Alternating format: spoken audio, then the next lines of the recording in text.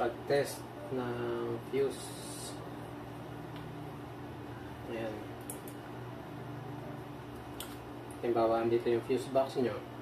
Ayan. Gagamit tayo ng tester.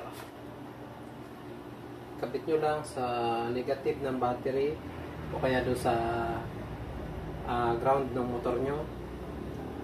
Okay, sa negative na mismo ng battery para walang kasablay-sablay. Yan, test nyo muna. Okay, gumagana. Yan.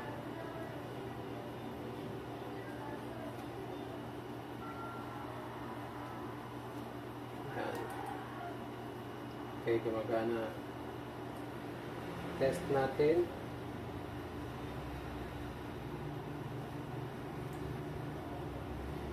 Halimbawa, ito yung fuse ng motor nyo. Fuse box.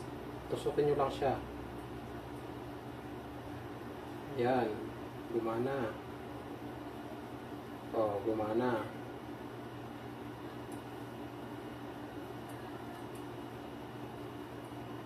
Yan ang gumana. Tapos, gumana din. Yan ang paparita ko. Ayan, yung butas na yan. Tsaka ito. O, yan. Umilaw siya. Umilaw. Ibig sabihin, goods yung fuse niya. Walang putol yung dito niya. Yan. Walang putol yung wiring niya.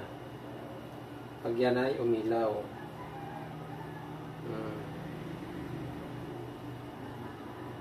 Tsaka ito, pag yan ay